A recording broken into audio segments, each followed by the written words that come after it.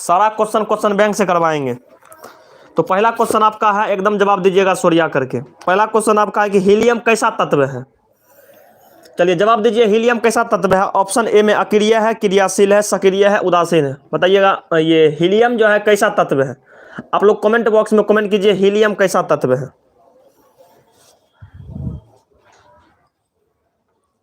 Comment box में comment कीजिए helium कैसा तत्व है।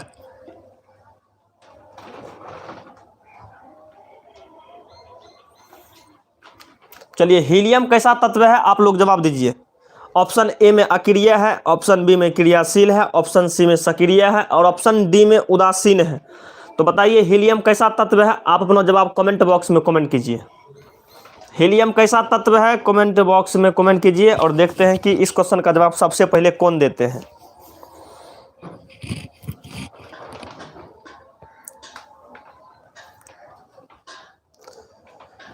चलिए ऑप्शन ए बिल्कुल करेक्ट है। ऑप्शन ए बोले तो अक्रिय है, हीलियम जो है अक्रिय है। ठीक, मतलब हीलियम जो है एक अक्रिय तत्व है, बिल्कुल सही है। तो अगला क्वेश्चन इसी से संबंधित एक क्वेश्चन आप लोगों से और पूछते हैं। बताइएगा हीलियम का संकेत क्या होता है। हीलियम का संकेत क्या होता है कमेंट बॉक्स में बताइए। हीलियम का संकेत क्या होता है कमेंट बॉक्स में बताइए।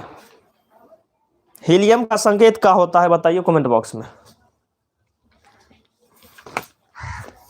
हीलियम का संकेत क्या होता है कमेंट बॉक्स में कमेंट कीजिए।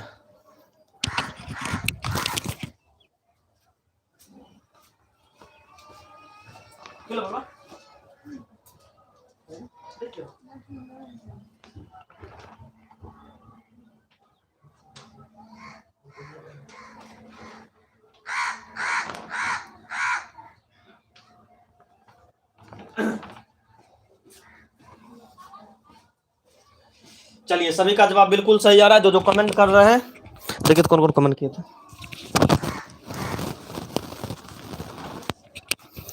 चलिए जो भी कमेंट किए थे बिल्कुल सही आ रहा है। चलिए अक्रिय He, हीलियम का संकेत होता है He, बिल्कुल सही है। हीलियम का संकेत He। चलिए और बताइए हीलियम के बारे में। हीलियम का परमाणु संख्या क्या होता है। हीलियम का एटॉमिक नंबर कितना होता है, हीलियम का परमाणु संख्या कितना होता है बताइए। हीलियम का एटॉमिक नंबर कितना होता है, हीलियम का परमाणु संख्या कितना होता है कमेंट बॉक्स में कमेंट कीजिए। चलिए हीलियम,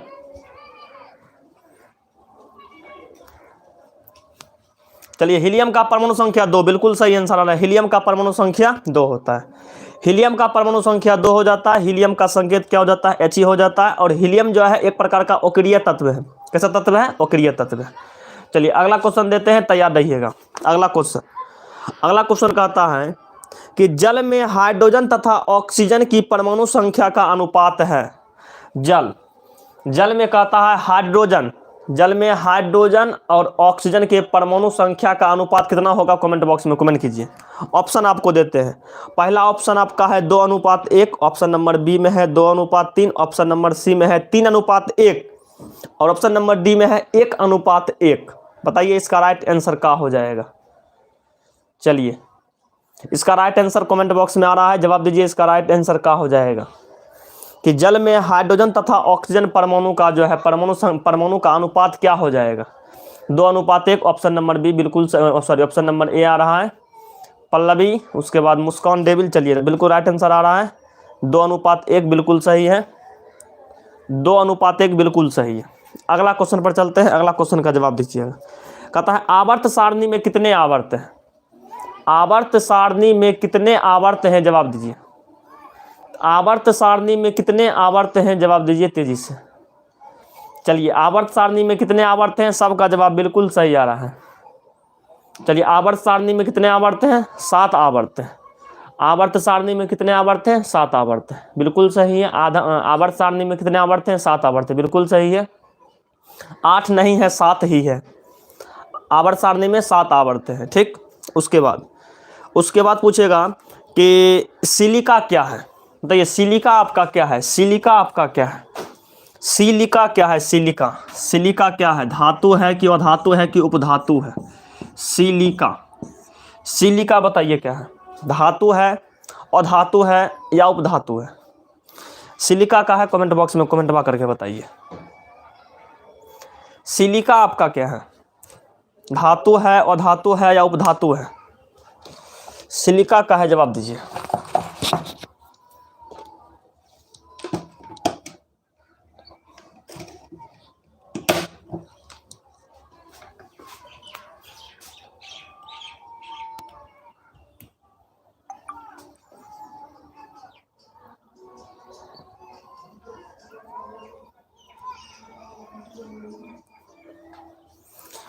बताइए सिलिका क्या है?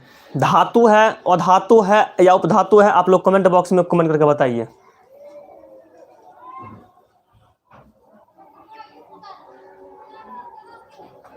देखिए सिलिका है ना, सिलिकॉन को ही सिलिका कहा जाता है, ठीक, सिलिकॉन को ही सिलिका कहा जाता है। तो सिलिकॉन को ही सिलिका कहा जाता है जो कि उपधातु होता है। सिलिकॉन जो होता है उपधातु होता है, ठीक, सिलिकॉन जो है उपधातु होता है।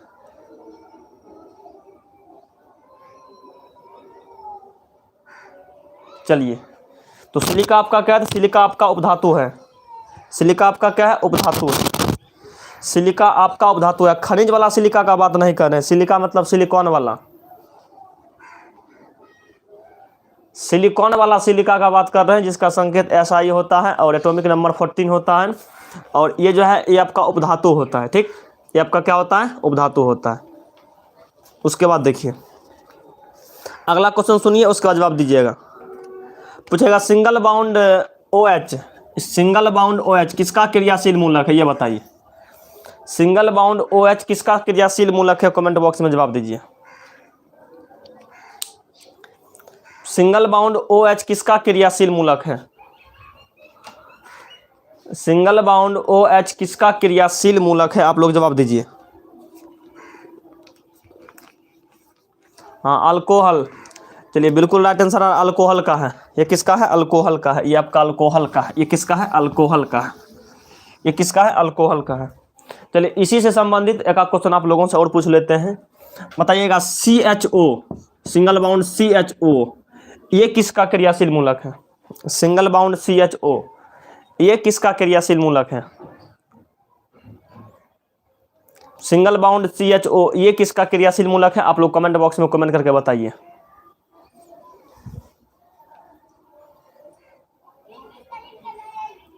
एल्डिहाइड, बिल्कुल राइट आंसर आ रहा है एल्डिहाइड।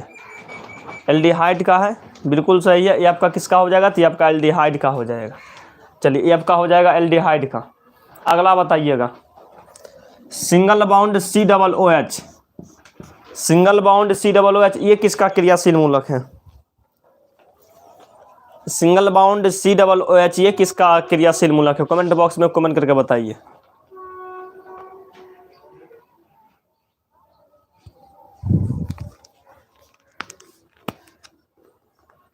सिंगल बाउंड COOH, ये किसका क्रियाशील मूलक है? आप लोग कमेंट बॉक्स में कमेंट बा करके बताइए। हाँ, कार्बोक्सिलिक एसिड, बिल्कुल सही आंसर है। कार्बोक्सिलिक एसिड, बिल्कुल राइट आंसर आ रहा है कार्बोक्सिलिक एसिड। चलिए, सबका आंसर बिल्कुल सही आ रहा है, सबका आंसर बिल्कुल सही आ रहा है। तो अगला क्वेश्चन देखते हैं क्या है। चलिए, अगला क्वेश्चन का जवाब दीजिएगा। कहता है प्रकृति में ऑक्सीजन का संतुलन कैसे बना रहता है? प्रकृति में ऑक्सीजन का संतुलन कैसे बना रहता है? पहला ऑप्शन है कि संयोजन क्रिया के द्वारा, ऑप्शन B में है प्रकाश संश्लेषण के द्वारा, ऑप्शन C में है अपघटन के द्वारा, ऑप्शन D है इनमें से कोई नहीं।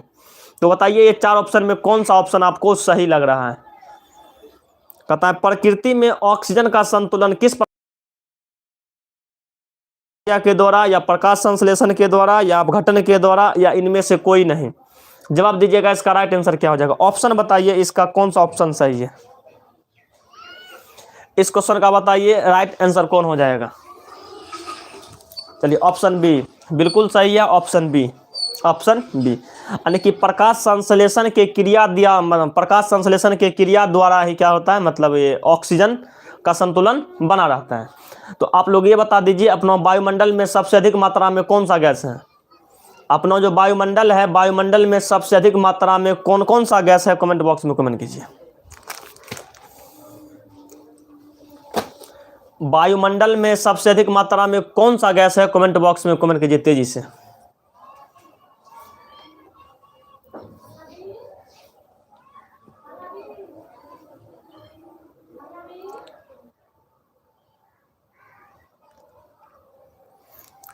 वायुमंडल में सबसे अधिक मात्रा में कौन सा गैस है? चलिए नाइट्रोजन आ रहा है, बिल्कुल सही है। बताइए नाइट्रोजन कितना परसेंट है? वायुमंडल में सबसे अधिक मात्रा में नाइट्रोजन है, नाइट्रोजन कितना परसेंट है? कमेंट बॉक्स में कमेंट कीजिए। नाइट्रोजन कितना परसेंट है? कमेंट बॉक्स में कमेंट कीजिए। नाइट्रोजन कितना परसेंट है? कमेंट बॉक्स में कमेंट कीजिए तेजी से। नाइट्रोजन कितना परसेंट है? कमेंट बॉक्स में कमेंट कीजिए। हाँ 78%, बिल्कुल आ रहा है 78%। 78%, बिल्कुल सही है 78%। चलिए 78% बिल्कुल सही आ रहा है। बताइए ये प्रकाश संश्लेषण की क्रिया कब होती है? प्रकाश संश्लेषण की क्रिया यानी कि फोटोसिंथेसिस की क्रिया कब होती है? प्रकाश संश्लेषण की क्रिया कब होती है? दिन में होती है या रात में होती है? आप लोग कमेंट बॉक्स में कमेंट कीजिए। प्रकाश संश्लेषण की क्रिया कब होती है? दिन में या रात में? फटाफट कमेंट कीजिए।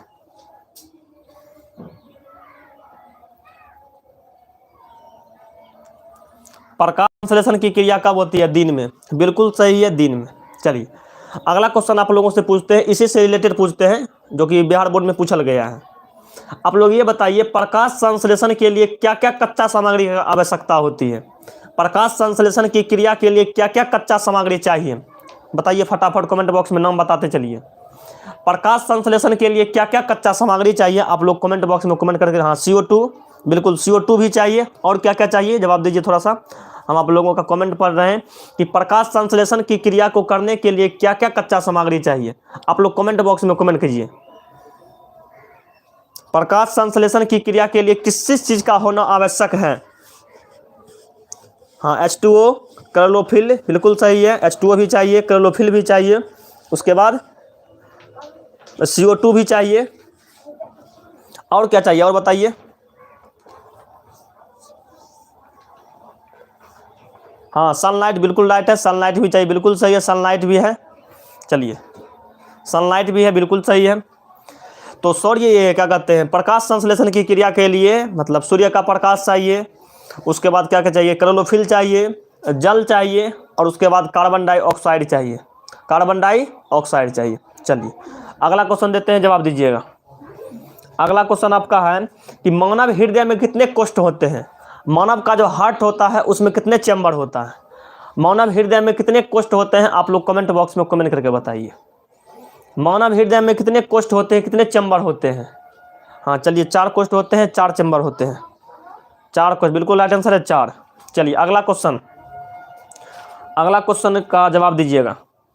अगला क्वेश्चन कहता है मानव हृदय हार्ट, मानव हृदय का औसत प्रकुंचन दाब लगभग कितना होता है? ऑप्शन दे रहे हैं, ध्यान से सुनिएगा, उसके बाद जवाब दीजिएगा।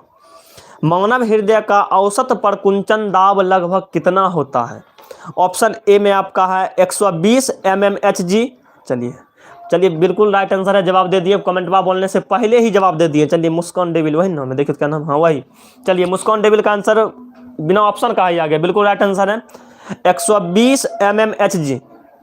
120 mmHg जो होता है क्या कहते हैं, मतलब मानव हृदय का प्रकुंचन दाब होता है, बिल्कुल राइट आंसर है। चलिए अगला क्वेश्चन देते हैं, एकदम सरिया करके जवाब दीजिएगा, ठीक। अगला कहता है पौधे में बाष्पोत्सर्जन किस भाग में होता है?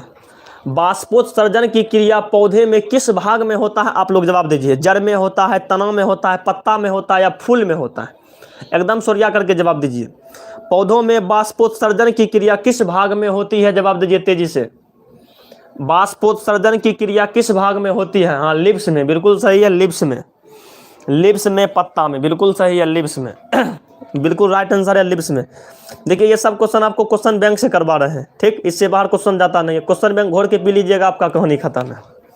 अगला क्वेश्चन, अगला क्वेश्चन सुनिएगा, कहता है कृत्रिम वृक्क किन अवशिष्ट उत्पादों को रुधिर से अपोहन द्वारा पृथक करता है? कृत्रिम वृक्क किन अवशिष्ट उत्पादों को रुधिर से अपोहन द्वारा पृथक करता है? ऑप्शन ए में नाइट्रोजन है, फिर कार्बन है, फिर ऑक्सीजन है, ऑप्शन डी में है इनमें से कोई नहीं। जवाब दीजिएगा, राइट आंसर क्या हो जाएगा? कृत्रिम वृक्क किन अवशिष्ट उत्पादों को रुधिर से अपोहन द्वारा पृथक करता है? ऑप्शन ए में नाइट्रोजन है, ऑप्शन बी में कार्बन है, ऑप्शन सी में ऑक्सीजन है, और ऑप्शन डी में है इनमें से कोई नहीं। जवाब दीजिएगा, इसका राइट आंसर क्या हो जाएगा? इस क्वेश्चन का जवाब दीजिए, राइट आंसर क्या हो जाएगा तेजी से। N2 बिल्कुल राइट आंसर आ रहा है। N2 बिल्कुल सही आ रहा है। N2 N2 बोले तो नाइट्रोजन, नाइट्रोजन बिल्कुल सही आंसर आ रहा है।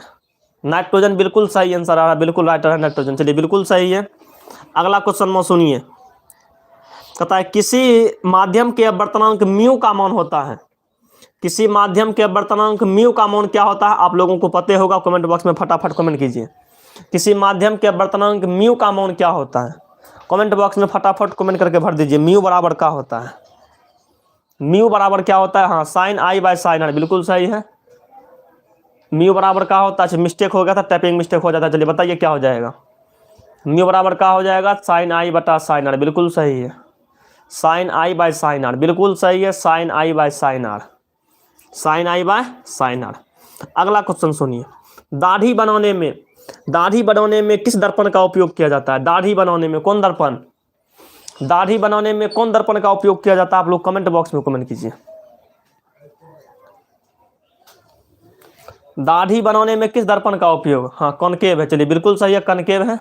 कनकेव मिरर बोले तो अवतल दर्पण, बिल्कुल सही है। कनकेव मिरर यानी कि अवतल दर्पण, कनकेव मिरर यानी कि अवतल दर्पण। अगला सुनिएगा क्वेश्चन ध्यान से, फिर जवाब दीजिएगा। पूछता है स्पेक्ट्रम में किस रंग के किरण का झुकाव सबसे अधिक होता है। स्पेक्ट्रम आप लोगों को पढ़ाए भी थे, उसमें किस रंग के किरण का झुकाव सबसे अधिक होता है, कमेंट बॉक्स में कमेंट कीजिए। स्पेक्ट्रम में किस रंग के किरण का झुकाव सबसे अधिक होता है, कमेंट बॉक्स में कमेंट कीजिए फटाफट।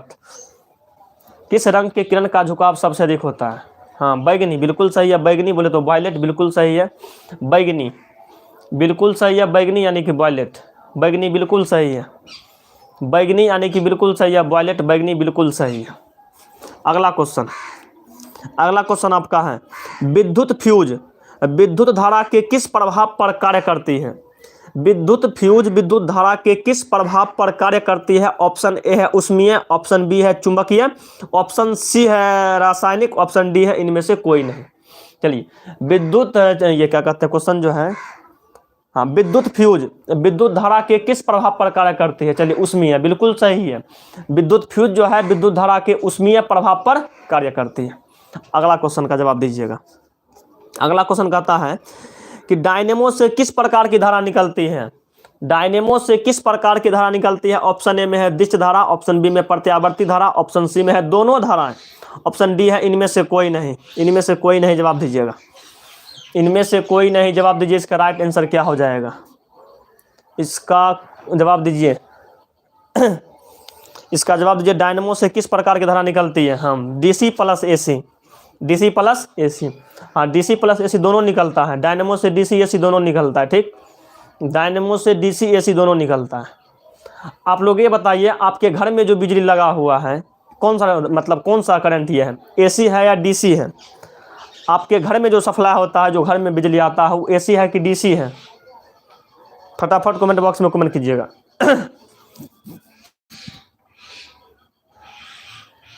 चलिए घर में जो लगा है बिजली वो कौन है, तो घर में लगने वाला एसी होता है, बिल्कुल राइट आंसर है एसी। अगला क्वेश्चन में सुनिए, कहता है डेंगू उत्पन्न करने वाला मच्छर किस तरह के जल में रहता है। डेंगू उत्पन्न करने वाला मच्छर किस तरह के जल में रहता है, बताइए। आप लोग कमेंट बॉक्स में कमेंट कीजिए। हाँ क्लीन वाटर, बिल्कुल सही है। क्लीन वाटर में ही रहता है, क्लीन वाटर को भी स्टोर करके नहीं रखना है, क्लीन वाटर में ही डेंगू मच्छर पनपता है, ठीक। हाँ साफ जल में, बिल्कुल सही है, साफ जल में। मतलब क्लीन वाटर को भी स्टोर करके रखेंगे तो उसमें पनपने का चांस थोड़ा सा अधिक रहता है, तो क्लीन वाटर में ही डेंगू मच्छर पनपता है। चलिए अगला क्वेश्चन पर चलते हैं। अगला कहता है कि निम्नलिखित में से कौन बायोगैस ईंधन का स्रोत नहीं है। पहला ऑप्शन सुनिए, पहला ऑप्शन लकड़ी है, ऑप्शन बी में आपका गोबर गैस है, ऑप्शन सी में नाभिकीय ऊर्जा है, और ऑप्शन डी में कोयला है। बताइए कौन क्या कहते हैं बायोगैस ईंधन का स्रोत नहीं है। ऑप्शन नंबर ए लकड़ी, ऑप्शन नंबर बी गोबर गैस, ऑप्शन नंबर सी नाभिकीय ऊर्जा, ऑप्शन नंबर डी कोयला। जवाब दीजिए, इस क्वेश्चन का राइट आंसर क्या हो जाएगा।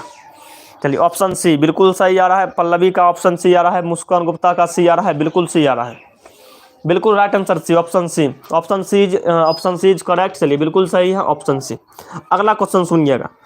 अगला क्वेश्चन बताइए कि लोहा का परमाणु संख्या, लोहा का परमाणु संख्या कितना होता है? जवाब दीजिए कमेंट बॉक्स में। लोहा का परमाणु संख्या कितना होता है? कमेंट बॉक्स में कमेंट कीजिए। लोहा का परमाणु संख्या 26, बिल्कुल सही है 26। चलिए सौरभ कुमार का भी सही आंसर आ रहा है 26, बिल्कुल सही है 26। 26 बिल्कुल सही है, 26 आ रहा है। चलिए अगला क्वेश्चन देते हैं, एकदम ध्यान से सुनिएगा, सब क्वेश्चन बैंक का है, ठीक।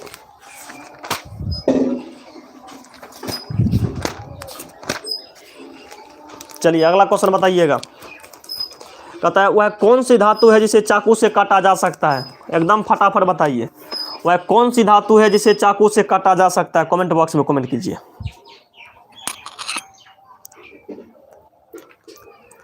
वह कौन सी धातु है जिसे चाकू से काटा जा सकता है? कमेंट बॉक्स में कमेंट कीजिए, कमेंट बॉक्स में कमेंट कीजिए। हाँ सोडियम भी आ रहा है, पोटासियम भी आ रहा है। चलिए सोडियम, पोटासियम, लिथियम, बिल्कुल राइट आंसर सबका आ रहा है, लेकिन अधिकांश ऑप्शन में आपको रहेगा तो पोटासियम ना रहेगा तो लिथियम पर काम चलाना है, लेकिन आपको अधिकांश सोडियम ही मिलेगा, ठीक। तो सोडियम में टिक मार दीजिएगा।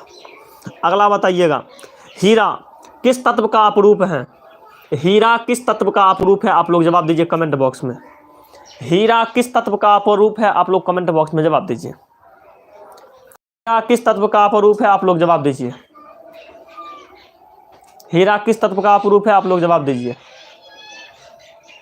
चलिए तो हीरा किसका अपरूप है? जवाब दीजिए आप लोग कमेंट बॉक्स में। चलिए कमेंट बॉक्स में सही आंसर आ रहा है आप लोगों का। हीरा किस तत्व का अपरूप है? चलिए कार्बन, बिल्कुल सही आंसर आ रहा है कार्बन। कार्बन, हीरा किसका अपरूप है? तो कार्बन का अपरूप है। किसका अपरूप है? कार्बन का अपरूप है। चलिए आप लोग ये बताइए कि कार्बन के कुल कितने अपरूप हैं? आप लोग बताइए तो कार्बन के कितने अपरूप हैं? कार्बन के कितने अपरूप है? थोड़ा सा बताइए तेज फटाफट। कार्बन के कितने अपरूप होते हैं? चलिए कार्बन के 3 अपरूप होते हैं, 2 नहीं होते हैं, 3 होते हैं, ठीक। कार्बन के कितने अपरूप होते हैं? कार्बन के 3 अपरूप होते हैं। कार्बन के 3 अपरूप होते हैं। हीरा होता है, हीरा, उसके बाद ग्रेफाइट, ग्रेफाइट, और एक होता है फुल्लेरिन, फुल्लेरिन या फुल्लेरिन, ठीक, फुल्लेरिन। हीरा, ग्रेफाइट और फुल्लेरिन, हीरा, ग्रेफाइट और फुल्लेरिन। अब देखिएगा यहाँ से बहुत सारा क्वेश्चन आपसे पूछ दिया जाएगा। कहेगा बताइए कि हीरा जो होता है, ये कार्बन जो होता है, ये कार्बन का संकेत क्या होता है? थोड़ा सा पहले आप लोग ये बताइए, ये हल्का हल्का चीज़ है, ये भी।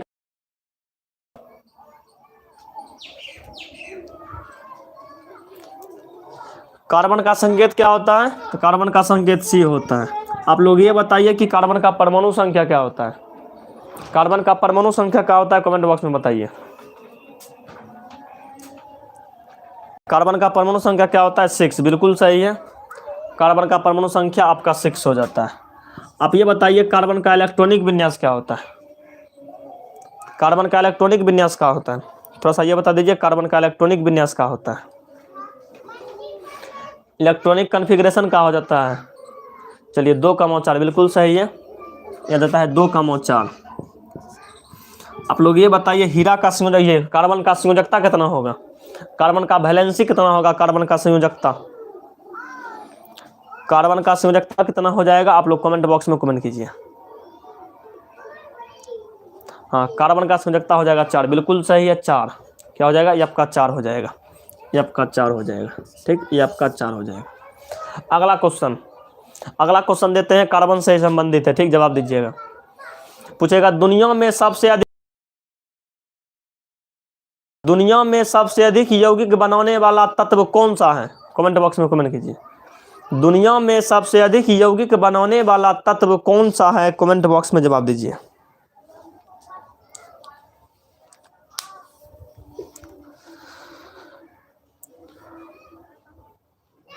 दुनिया में सबसे अधिक यौगिक बनाने वाला तत्व कौन सा है? फटाफट जवाब दीजिए कमेंट बॉक्स में।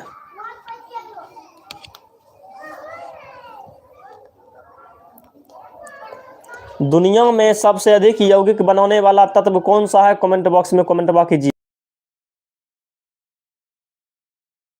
दुनिया में सबसे अधिक यौगिक बनाने वाला तत्व कौन सा है? कमेंट बॉक्स में जवाब दीजिए तेजी से। चलिए, तो इसका राइट आंसर आ रहा है सी, मतलब कार्बन। बिल्कुल सही है। दुनिया में सबसे अधिक यौगिक बनाने वाला तत्व जो है ये आपका कार्बन है। अगला क्वेश्चन सुनिए ध्यान से, उसके बाद जवाब दीजिएगा। पूछेगा सबसे कठोर पदार्थ, सबसे कठोर पदार्थ बताइए क्या होता है? सबसे कठोर पदार्थ क्या होता है? कमेंट बॉक्स में जवाब दीजिए। सबसे कठोर पदार्थ क्या होता है? सबसे कठोर पदार्थ क्या होता है? डायमंड। बिल्कुल सही है, डायमंड। सबसे कठोर पदार्थ क्या होता है? डायमंड। चलिए, सबसे कठोर पदार्थ क्या होता है? डायमंड। अगला क्वेश्चन सुनिए। अगला क्वेश्चन पूछेगा सबसे कठोर तत्व ये क्या होता है? सबसे कठोर तत्व बताइए। सबसे कठोर तत्व, सबसे कठोर तत्व ये भी आपका क्या हो जाएगा? सबसे कठोर तत्व ये भी आपका हो जाएगा डायमंड। क्या हो जाएगा? डायमंड। अगला क्वेश्चन सुनिए। पूछेगा सबसे कठोर अधातु, सबसे कठोर अधातु कौन है? कमेंट बॉक्स में कमेंट कीजिए। सबसे कठोर अधातु, सबसे कठोर अधातु। चलिए, ये भी आपका क्या हो जाएगा? तो ये भी आपका डायमंड ही हो जाएगा। अगला क्वेश्चन को सुनिए। पूछेगा वह कौन सा अधातु है? वह कौन सा अधातु है? वह कौन सा अधातु है जो विद्युत का सुचालक होती है? वह कौन सा अधातु है जो विद्युत का सुचालक होती है? आप लोग कमेंट बॉक्स में कमेंट कीजिए। वह कौन सा अधातु है जो विद्युत का सुचालक होती है? वह कौन सा अधातु है जो विद्युत का सुचालक होती है?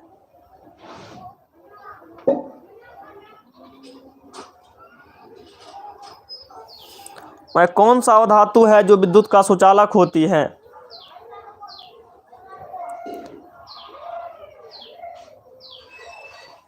वह कौन सा धातु है जो विद्युत का सुचालक होती है? तो ये आपका हो जाएगा ग्रेफाइट। क्या हो जाएगा? ग्रेफाइट। चलिए, अगला क्वेश्चन आप लोगों से पूछते हैं। हीरा वाला हो गया, ग्रेफाइट वाला हो गया। हीरा से क्वेश्चन आप लोगों का और पूछा जाता है। बताइए हीरा का जो होता है, हीरा का अपवर्तनांक कितना होता है? हीरा का अपवर्तनांक कितना होता है? बहुत बार ये क्वेश्चन पूछा जाता है। बताइएगा हीरा का अपवर्तनांक।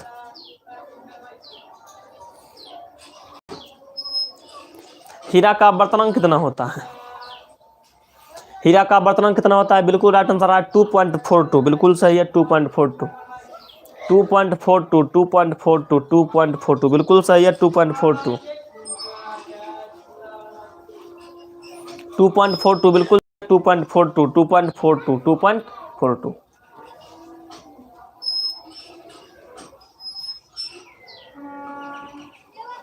चलिए, तो अगला क्वेश्चन देते हैं, आप लोग सुनिएगा, उसके बाद जवाब दीजिएगा सोरिया करके। पूछेगा विद्युत शक्ति का एसआई मात्रक, विद्युत शक्ति का एसआई मात्रक क्या होता है? आप लोग कमेंट बॉक्स में कमेंट कीजिए। विद्युत शक्ति का एसआई मात्रक क्या होता है? विद्युत शक्ति का एसआई मात्रक क्या होता है? जवाब दीजिए। विद्युत शक्ति का एसआई मात्रक क्या होता है? जवाब दीजिए कमेंट बॉक्स में। विद्युत शक्ति का एसआई मात्रक क्या होता है? जवाब दीजिए। आप लोग जवाब दीजिए, अपना आंसर कमेंट बॉक्स में कमेंट कीजिए। विद्युत शक्ति का एसआई मात्रक।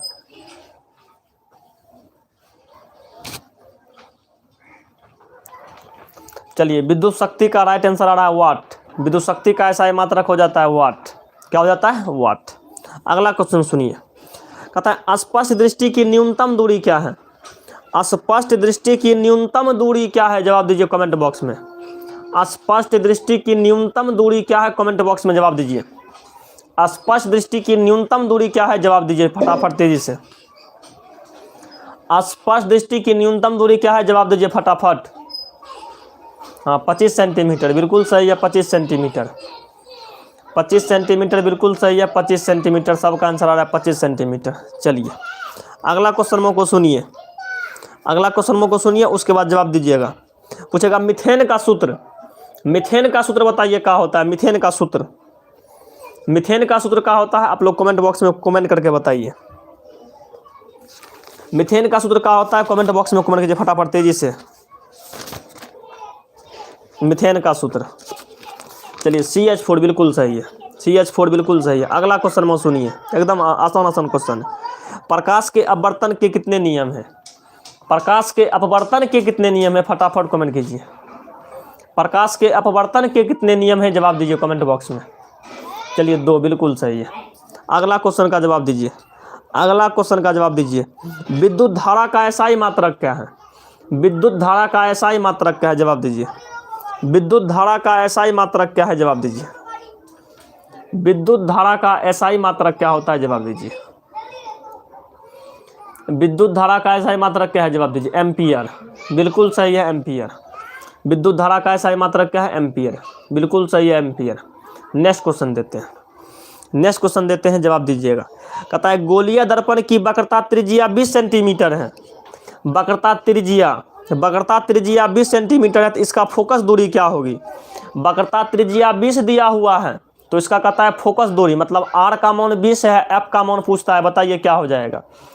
वक्रता त्रिज्या 20 सेंटीमीटर है, तो इसका फोकस दूरी कितना हो जाएगा? आप लोग बता दीजिए। बिल्कुल सही आंसर आ रहा है। आप लोग जो कमेंट कर रहे हैं 10 सेंटीमीटर, बिल्कुल सही है। आप लोग कमेंट कर रहे हैं 10 सेंटीमीटर, बिल्कुल सही है। 10 सेंटीमीटर बिल्कुल सही है। 10 सेंटीमीटर बिल्कुल सही है। 10 सेंटीमीटर बिल्कुल सही है। 10 सेंटीमीटर बिल्कुल, 10 सेंटीमीटर बिल्कुल सही है। 10 सेंटीमीटर बिल्कुल सही है। चलिए अगला क्वेश्चन देते हैं, तैयार रहिएगा।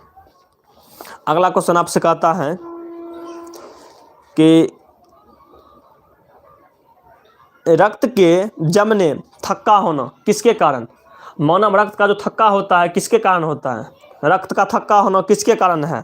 मतलब रक्त का थक्का होना किसके कारण होता है? आप लोग जवाब दीजिए।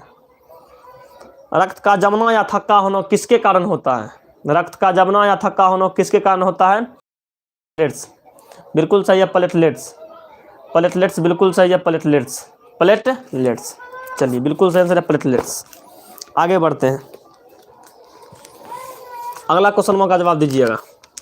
कहता है निम्न में से कौन सा पदार्थ लेंस बनाने के लिए प्रयुक्त नहीं किया जा सकता है? निम्न में से कौन सा पदार्थ लेंस बनाने के लिए प्रयुक्त नहीं किया जा सकता है? ऑप्शन में जल, कांच, प्लास्टिक और मिट्टी। हाँ, सॉइल, बिल्कुल सही आंसर है। सॉइल का मतलब मिट्टी, बिल्कुल सही है, मिट्टी का उपयोग नहीं होता है। अगला क्वेश्चन, अगला क्वेश्चन आपका है, कहता है लोहे की परमाणु संख्या बताइए क्या होता है? लोहे की परमाणु संख्या, लोहे की परमाणु संख्या कितना होता है? लोहे की परमाणु संख्या कितना होता है? 2-3 बार ये क्वेश्चन पूछने हैं। लोहे की परमाणु संख्या, लोहे की परमाणु संख्या 26 होता है। ठीक, 26 होता है, बिल्कुल सही। अगला क्वेश्चन सुनिएगा ध्यान से, उसके बाद जवाब दीजिएगा। कहता है सामान्य दृष्टि से वयस्क के लिए सुस्पष्ट दर्शन की अल्पतम दूरी, सुस्पष्ट दर्शन के अल्पतम दूरी कहे या न्यूनतम दूरी कहे, बताइएगा क्या हो जाएगा? सामान्य दृष्टि से वयस्क के लिए सुस्पष्ट दर्शन की अल्पतम दूरी कितनी होती है? अल्पतम दूरी कितनी होती है? अल्पतम जब कहे, नियरेस्ट डिस्टेंस कहे, अल्पतम दूरी कहे तो 25 सेंटीमीटर। जब दूर बिंदु कहेगा ना, दूर बिंदु, तब होता है, समझे, 25 सेंटीमीटर। बिल्कुल सही है, 25 सेंटीमीटर। अगला क्वेश्चन, अगला क्वेश्चन का जवाब दीजिएगा। सुनिए आराम से, उसके बाद जवाब दीजिएगा। पहले सुनिए उसके बाद। कहता है कोई विलयन लाल लिटमस को नीला कर देता है, ललका को कर देता है नीला, तो बताइए उसका पीएच मान होगा? ऑप्शन ए में 1 है, ऑप्शन बी में 10 है, ऑप्शन सी में 4 है, ऑप्शन डी में 5 है। बताइए इसका राइट आंसर क्या हो जाएगा? कोई विलयन लाल लिटमस को नीला कर देता है तो उसका पीएच मान ऑप्शन ए में 1 है, 10 है, 4 है, 5 है। जवाब दीजिएगा क्या हो जाएगा? लाल को नीला करता है, तो लाल को नीला करेगा तो वो आपका हो जाएगा छाल, और छालीय विलयन का पीएच मान जो होता है 7 से अधिक, तो ऑप्शन में 7 से अधिक 10 है, तो वही आंसर हो जाएगा। ठीक, बिल्कुल सही आंसर है। अगला क्वेश्चन कहता है आधुनिक आवर्त सारणी में वर्गों की संख्या, आधुनिक आवर्त सारणी में वर्गों की संख्या बताइए कितना होता है? आधुनिक आवर्त सारणी में वर्गों की संख्या बताइए कितना होता है? वर्गों की संख्या बताइए कितना होता है? 18, बिल्कुल सही, 18। वर्गों की संख्या 18, बिल्कुल सही आ रहा है। वर्गों की संख्या 18, वर्गों की संख्या 18, वर्गों की संख्या 18। अगला क्वेश्चन के लिए तैयार दिया 18, बिल्कुल सही आ रहा है मुस्कान डेविल, उसके बाद पल्लवी। चलिए बिल्कुल राइट आंसर आ रहा है, चलिए बिल्कुल राइट आंसर 18। अगला क्वेश्चन सुनिए, अगला क्वेश्चन सुनिए, कहता है सिंगल बाउंड CHO किसका क्रियाशील मूलक है?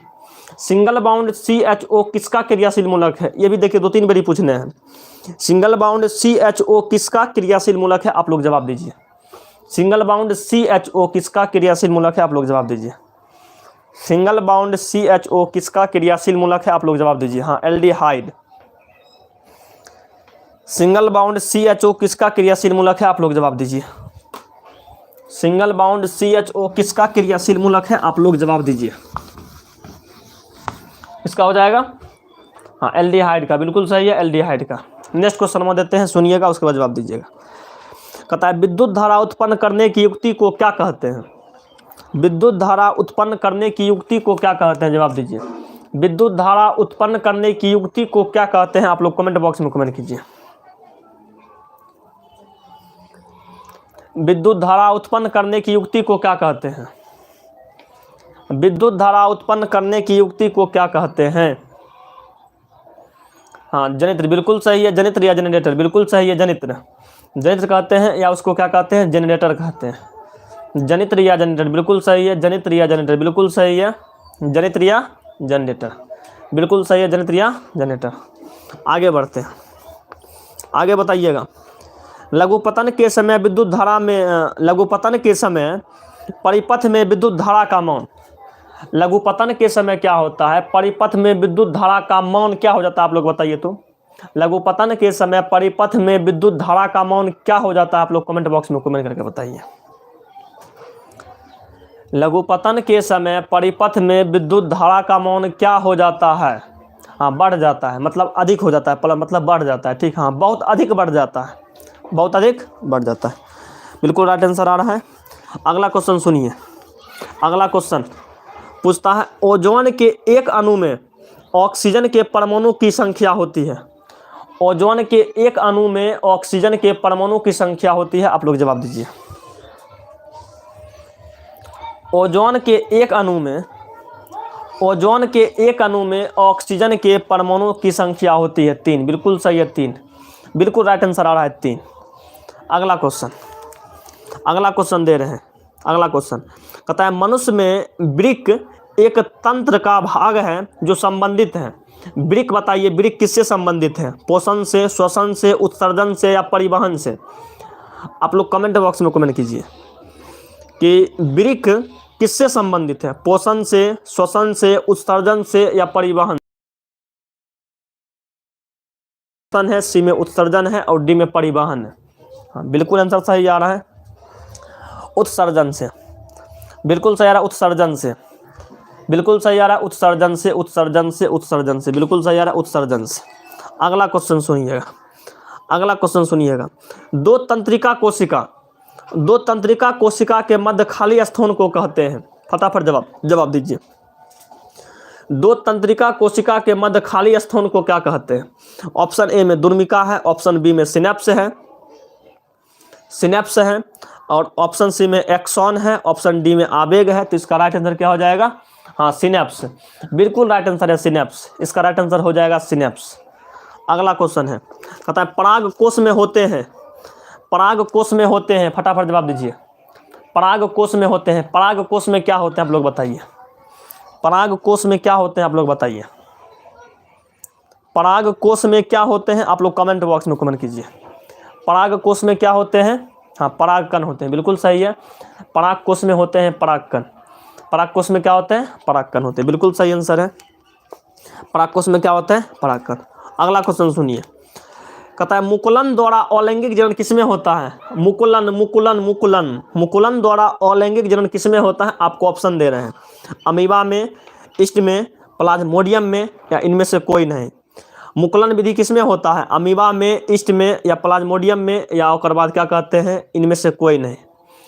देखिएगा मुकुलन किसमें होता है? हाँ ईस्ट में, मुकुलन होता है ईस्ट में, बिल्कुल सही है ईस्ट में। मुकुलन किसमें होता है? ईस्ट में होता है। मुकुलन होता है ईस्ट में, मुकुलन होता है ईस्ट में, मुकुलन होता है ईस्ट में।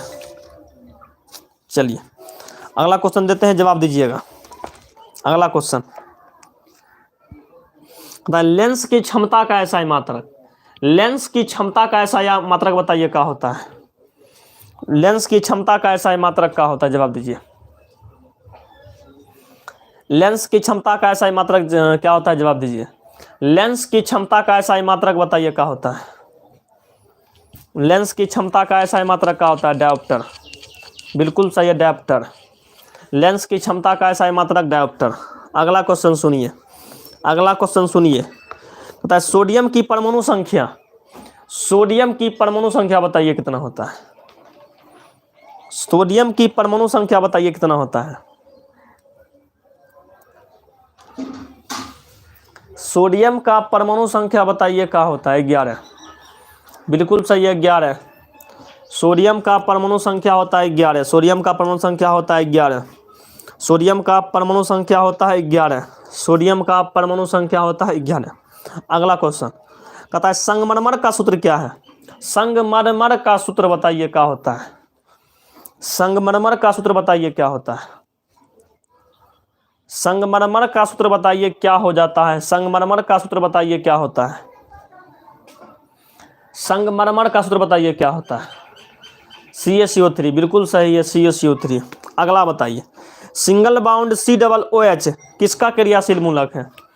सिंगल बाउंड COOH किसका क्रियाशील मूलक है, आप लोग बताइए। सिंगल बाउंड COOH किसका क्रियाशील मूलक है, आप लोग कमेंट बॉक्स में कमेंट करके बताइए। सिंगल बाउंड COOH क्रियाशील मूलक है, आप लोग कमेंट बॉक्स में कमेंट कीजिए। सिंगल बाउंड COOH किसका क्रियाशील मूलक है, आप लोग कमेंट बॉक्स में कमेंट कीजिए। सिंगल बाउंड COOH किसका क्रियाशील मूलक है, आप लोग कमेंट बॉक्स में कमेंट कीजिए। सिंगल बाउंड COOH किसका क्रियाशील मूलक है, आप लोग कमेंट बॉक्स में कमेंट कीजिए। चलिए कार्बोक्सिल एसिड बिल्कुल सही आंसर रहा, कार्बोक्सिल एसिड। अगला क्वेश्चन, अगला क्वेश्चन सुनिएगा, बहुत बार पूछने हैं। कहता है प्रकाश संश्लेषण क्रिया में ऑक्सीजन बाहर निकलता है। प्रकाश संश्लेषण की क्रिया में ऑक्सीजन जो बाहर निकलता है वो किससे निकलता है। जल से निकलता है कि CO2 से निकलता है कि ग्लूकोज से निकलता है कि इनमें से कोई नहीं। प्रकाश संश्लेषण क्रिया में जल जो निकलता है कहाँ से निकलता है। प्रकाश संश्लेषण की क्रिया में ऑक्सीजन जो निकलता है वो कहाँ से निकलता है। हाँ, जल से निकलता है, बिल्कुल सही है, ऑप्शन ए जल से। बिल्कुल सही है, ऑप्शन ए जल से। ऑप्शन ए जल से। अगला क्वेश्चन मैग्नीशियम पाया जाता है। मैग्नीशियम पाया जाता है ऑप्शन नंबर ए क्लोरोफिल में, लाल रक्त कण में, उसके बाद है बर्नी लवक में, डी है इनमें से कोई नहीं। मैग्नीशियम पाया जाता है किस में पाया जाता है, क्लोरोफिल में, लाल रक्त कण में, बर्नी लवक में, उसके बाद डी में है नन। जवाब दीजिएगा क्या हो जाएगा। मैग्नीशियम किस में पाया जाता है, आप लोग जवाब दीजिए। मैग्नीशियम किस में पाया जाता है, आप लोग जवाब दीजिए। हाँ, क्लोरोफिल में, बिल्कुल सही है। मैग्नीशियम क्लोरोफिल में पाया जाता है। क्लोरोफिल में यदि कोई पाए जाने वाला धातु है तो आपका क्या है, मैग्नीशियम। ठीक, अगला, अगला आपका है इंसुलिन की कमी से कौन रोग होता है। इंसुलिन की कमी से कौन सा रोग होता है, आप लोग जवाब दीजिए। इंसुलिन की कमी से कौन सा रोग होता है, आप लोग जवाब दीजिए। इंसुलिन की कमी से कौन सा रोग होता है, आप लोग जवाब दीजिए। इंसुलिन की कमी से कौन सा रोग होता है, आप लोग जवाब दीजिए। इंसुलिन की कमी से कौन सा रोग होता है। इंसुलिन की कमी से कौन सा रोग होता है, आप लोग जवाब दीजिए। इंसुलिन की कमी से कौन सा रोग होता है, आप लोग जवाब दीजिए। हाँ, मधुमेह, मधुमेह कहिए, डायबिटीज कहिए या शुगर वाला बीमारी कहिए, वही होता है। ठीक, अगला क्वेश्चन सुनिए। कहता है दृश्य प्रकाश में किस वर्ण का तरंग दैर्ध्य अधिकतम होता है। किस प्रकार का दैर्ध्य अधिकतम होता है, सबसे अधिक होता है। किस प्रकाश का तरंग दैर्ध्य सबसे अधिक होता है या किस रंग का तरंग दैर्ध्य सबसे अधिक होता है, आप लोग कमेंट बॉक्स में कमेंट कीजिए। किसका तरंग दैर्ध्य सबसे अधिक होता है। हाँ, रेड का। चलिए, रेड का बिल्कुल सही है। लाल का तरंग दैर्ध्य क्या होता है, सबसे अधिक होता है। लाल का तरंग दैर्ध्य सबसे अधिक होता है। अगला क्वेश्चन विद्युत शक्ति का ऐसा ही मात्रक बताइए। विद्युत शक्ति का ऐसा ही मात्रक बताइए क्या होता है। विद्युत शक्ति का ऐसा ही मात्रक, विद्युत शक्ति का ऐसा ही मात्रक बताइए क्या होता है। विद्युत शक्ति का ऐसा ही मात्रक बताइए क्या होता है, तेजी से। विद्युत शक्ति का ऐसा ही मात्रक बताइए क्या होता है, वाट। बिल्कुल सही है, वाट। विद्युत शक्ति का ऐसा ही मात्रक क्या होता है, वाट। विद्युत शक्ति का ऐसा ही मात्रक क्या होता है, वाट। विद्युत शक्ति का ऐसा ही मात्रक क्या होता है, वाट। अगला बताइएगा, विद्युत बल्ब का तंतु बना होता है। विद्युत बल्ब का तंतु किसका बना होता है? विद्युत बल्ब का तंतु किसका बना होता है, आप लोग कमेंट कीजिए। विद्युत बल्ब का तंतु किसका बना होता है, आप लोग जवाब दीजिए। विद्युत बल्ब का तंतु किसका बना होता है, आप लोग कमेंट कीजिए। विद्युत बल्ब का तंतु किसका बना होता है, आप लोग जवाब दीजिए। विद्युत बल्ब का तंतु किसका बना होता है, चलिए। हाँ, फिलामेंट, वही हुआ। फिलामेंट को ही हिंदी में तंतु कहते हैं। वो किसका बना होता है, टंगस्टन का बना होता है। किसका बना होता है, टंगस्टन का। अगला क्वेश्चन सुनिए, अगला क्वेश्चन सुनिए। कहता है बेकिंग सोडा का रासायनिक सूत्र। बेकिंग सोडा का रासायनिक सूत्र बताइए क्या होता है। बेकिंग सोडा का रासायनिक सूत्र क्या होता है, जवाब दीजिए।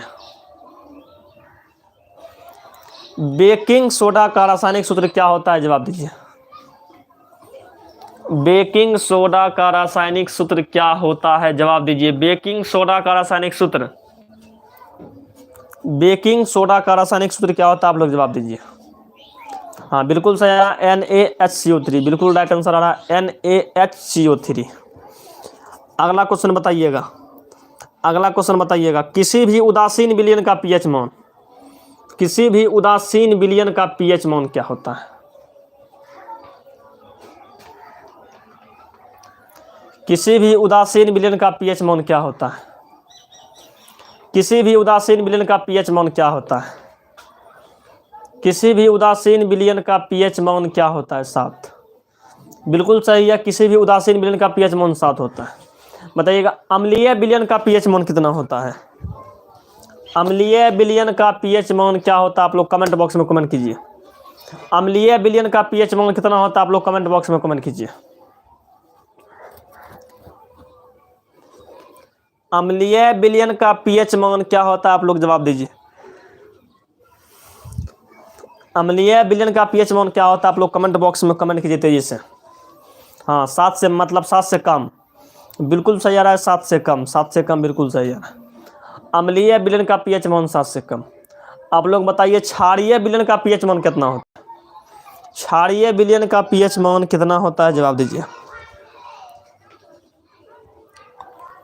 क्षारीय विलयन का पीएच मान कितना होता है, जवाब दीजिए।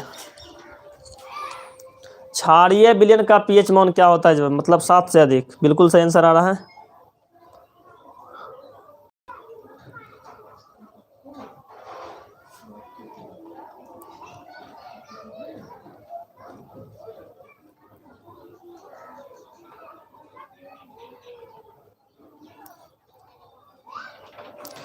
चलिए, अगला क्वेश्चन का जवाब दीजिएगा। बायोलॉजी का क्वेश्चन है, पूछते हैं, आप लोग जवाब दीजिएगा। कहता है कि फूल में नर प्रजनन अंग है। फूल में नर प्रजनन अंग है। ऑप्शन ए में पुंकेसर है, ऑप्शन बी में अंडप है, ऑप्शन सी में वर्तिकाग्र है, और ऑप्शन डी में स्त्री केसर है। इसका जवाब दीजिए क्या हो जाएगा। फूल में नर प्रजनन अंग होता है। ऑप्शन ए में पुंकेसर है, ऑप्शन बी में अंडप है, ऑप्शन सी में वर्तिकाग्र है, और ऑप्शन डी में स्त्री केसर है।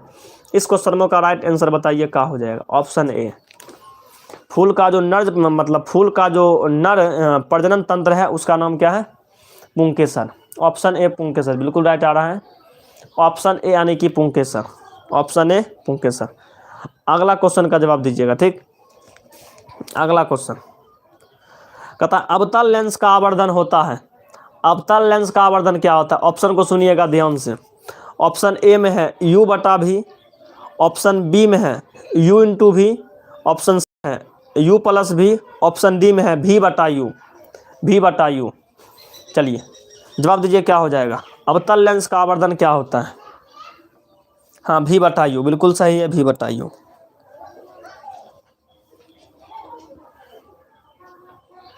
V/U बिल्कुल सही है, V/U बिल्कुल सही है, V/U बिल्कुल सही है।